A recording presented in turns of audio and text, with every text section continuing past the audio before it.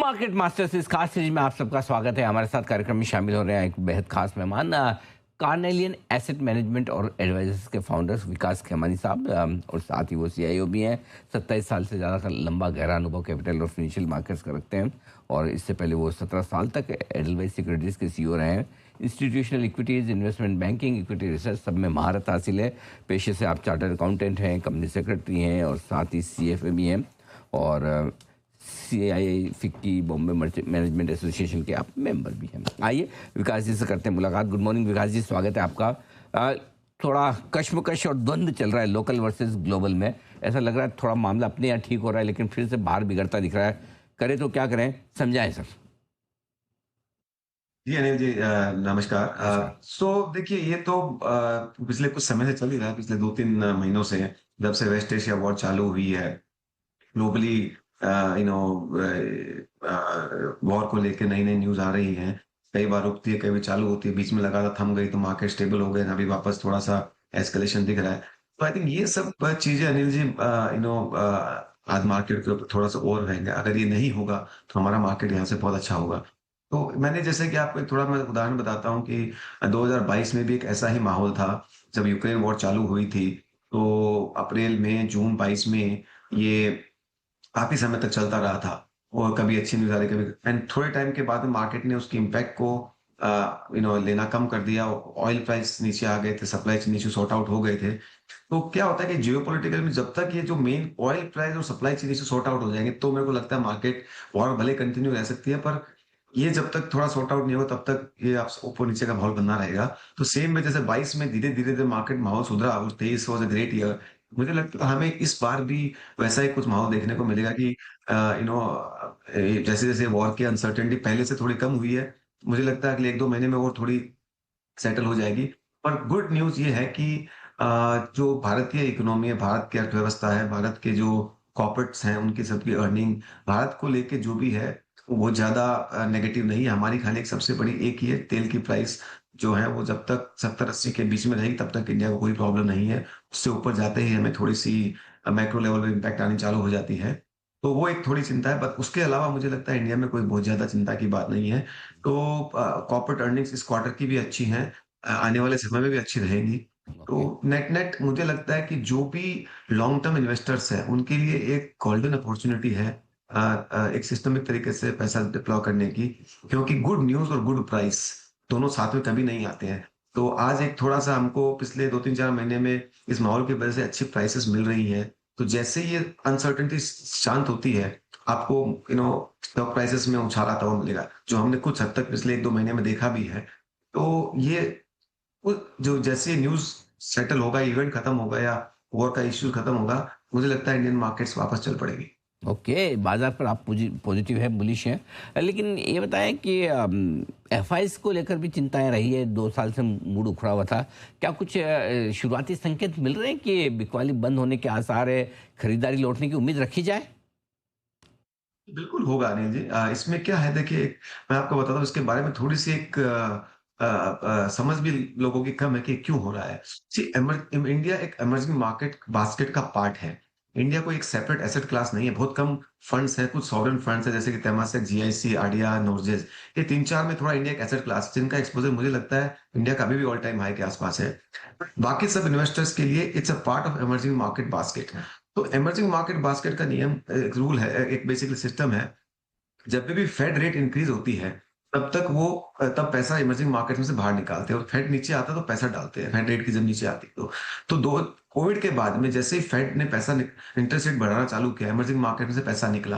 पर पहले 2 साल में इंडिया में से नहीं निकला, क्योंकि इंडिया के ऊपर कॉन्फिडेंस ज्यादा था, और वनिस्पत दूसरे इमर्जिंग मार्केट के बजाय तो इंडिया ओवरवेट हो चुकी थी। कुछ कुछ पोर्टफोलियोज में 20-25% भी इनका इंडिया का वेट हो चुका था। 23-24 में 24 मोर स्पेसिफिकली जब ये एआई ट्रेड चालू हुआ, और एक चाइना और या अदर मार्केट्स में काफी अट्रैक्टिवनेस बनी लोगों की शॉर्ट टर्म के लिए, तो जो पैसा है वो, अगर कोई एक फंड मैनेजर एक सेक्टर में ओवरवेट है, एक में अंडरवेट है, तो उसको अंडरवेट को कम करना है तो उसको ओवरवेट में से ही कम करना पड़ेगा, नया पैसा तो आ नहीं रहा है। तो वो वजह से इंडिया से पैसा निकला और वहां पे और इक्वल वेट और ओवर रेट हुआ। वो ट्रेड जैसा हम देख रहे हैं कि शायद अभी मोर और लेस बिहाइंड है। एआई लेड ट्रेड ऑलरेडी उसमें से थोड़ा सा रुझान बदल रहा है। तो मेरा मानना है कि कॉम्बिनेशन ऑफ वो चेन को लेते हुए इंडिया का वैल्यूएशन करेक्ट हो गया और तीसरा अगर इन्फ्लेशन कंट्रोल में आता है तो शायद फेड नीचे रेट काटने की भी एक माहौल बन सकती है अगले साल तक। ये तीनों का जब आएगा तो वो एक कॉम्बिनेशन आएगा, तब तक मुझे लगता है कि इंडियन मार्केट्स में पैसा आएगा, जो बहुत ज़्यादा दूर नहीं लगता है। मुझे लगता है 6-12 महीने में ये रुझान बदलते हुए नज़र आ रहा है। आपको 6-12 महीने नज़दीक लगता है, हमारे को 6-12 महीने बड़ा दूर लगता है विकास जी। दिक्कत ये हमको तो लगता अरे है सर, आप 6-12 समझे कि दिन में आ आप जाए बिना बस। इतनी सेलिंग के बाद में आप ये समझे, मैं तो उसको पॉजिटिव तरीके से देखता हूँ। इतनी ठीक सेलिंग बात के है। बाद में इंडियन मार्केट्स होल्ड कर रहे हैं। हमारे जो डोमेस्टिक इन्वेस्टर की मैच्योरिटी है उसने मार्केट को होल्ड किया हुआ है। इनफैक्ट मैं तो कहता हूँ कि अच्छा है। इसी वजह से आज हमारे डोमेस्टिक इन्वेस्टर्स को इक्विटी स्टोरी इंडिया की जो है उसमें पार्टिसिपेट करने का मौका मिल रहा है। तो मैं इसको बहुत ज्यादा नेगेटिव तरीके से नहीं देखता हूँ। मैं तो मतलब मेरे लिए बहुत बड़ा एक शॉर्ट टर्म के लिए कुछ भी हो सकता है, बट अगर मैं medium term to long term देखूँ तो मेरे लिए कोई बहुत बड़ी बात नहीं है। परफेक्ट। अच्छा, एक चीज़ और, 2 बड़े सेक्टर के रिजल्ट आ गए, एक तो प्राइवेट बैंक्स और ज़्यादातर बड़ी आईटी कंपनियां। अब इन नतीजों के बाद क्या व्यू है, दोनों सेक्टर पर पैसा लगाएंगे या नहीं? ये हम दोनों सेक्टर पे पॉजिटिव हैं। ऑफ कोर्स सेक्टर पे पॉजिटिव होना डज़ नॉट मीन आप हर कंपनी में पॉजिटिव है, तो आपको उसमें अपनी कंपनीज़ ढूँढनी पड़ेगी। बट या हम दोनों ही सेक्टर में, दोनों में कॉर्पोरेट अर्निंग्स भी ग्रोथ ठीक-ठाक है। कुछ-कुछ कंपनियों के नंबर बहुत अच्छा है, जैसे कुछ हमारी पोर्टफोलियो कंपनी आईसीआईसीआई बैंक काफ़ी समय से रही है। उसका मुझे लगता है कोई ये अ, 25वाँ क्वार्टर होगा कंटीन्यूअस डिलीवरी का। सो बहुत ही अच्छे शानदार नतीजे दिए हैं। काफ़ी बैंक्स ने दिए हैं। इसी तरीके से आई थिंक आईटी कंपनीज के अंदर भी जो मिडिल स्मॉल कैप जैसे टेक महिंद्रा का नंबर आया, बहुत ही शानदार नंबर आया, गाइडेंस भी अच्छी आई।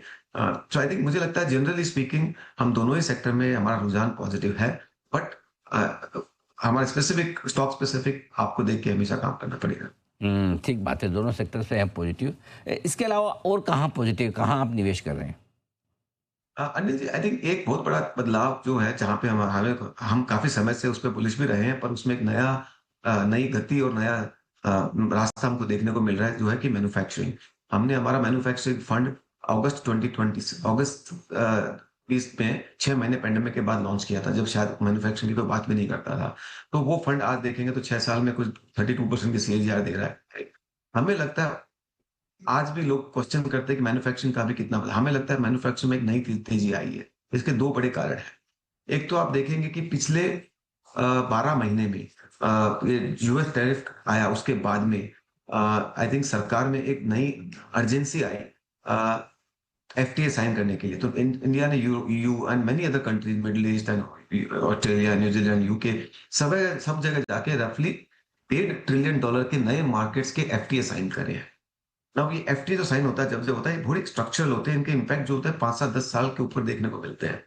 तो हमें लगता है मैन्युफैक्चरिंग सेक्टर में एक बहुत बड़ा बदलाव है। दूसरी बात जो हुई है उसी के साथ में कि पिछले 3-4 महीने में थोड़ा-सा लंबा भी लूँ तो भी इंडियन करेंसी का दूसरे जितने भी ट्रेडिंग करेंसीज़ है उसके vis-a-vis 13 से 15% का डेप्रिसिएशन हो गया है।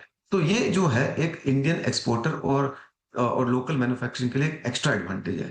तो जो combination of FTA versus currency advantage है, ये 1 + 1 2 नहीं है, ये 1 + 1 एम्प्लीफाई होगा। तो मुझे लगता है अगर मैं इस सेगमेंट को वापस से नए नज़रिए से देखूँ, तो आपको अगले 5 साल 10 साल इसमें बड़ी अपॉर्च्युनिटी देखने को मिलेगी। तो हमारा इसके अंदर रिन्यूड इंटरेस्ट जागा है। हम पहले से बुलिश रहे हैं, पर हमारा इसमें कॉन्फिडेंस डबल हुआ है क्योंकि स्टॉक प्राइसेस भी काफ़ी बढ़ गए हैं, पर हमें लगता है ये एक स्ट्रक्चरल ग्रोथ की नज़र से रहेगा। इसके अंदर भले ऑटो कंपोनेंट है, केमिकल्स है, कैपिटल गुड्स है, electronics manufacturing, it's a very wide segment. CDMO play हुआ, फार्मा हुआ, कोई छोटा सेगमेंट नहीं है, जिसके अंदर अपॉर्च्युनिटी अक्रॉस द बोर्ड रहेगी। कहने का मतलब मेरे को एक पता है कि टेलविंड ज़्यादा है इस सेक्टर की है, इस ये 2 टेलविंड्स हैं, तो देन उसमें लॉन्ग टर्म फेथ बनाए रखना आसान रहता है और फिर आपको अपना कंपनीज़ ढूँढने के अलावा तो कोई अल्टरनेटिव है नहीं। तो बिल्कुल, पूरे मौके आपने जो बताया विकास जी, बहुत बहुत धन्यवाद आपका। आज समय दिया और विस्तार से जानकारी दी। आइए बढ़ते आगे।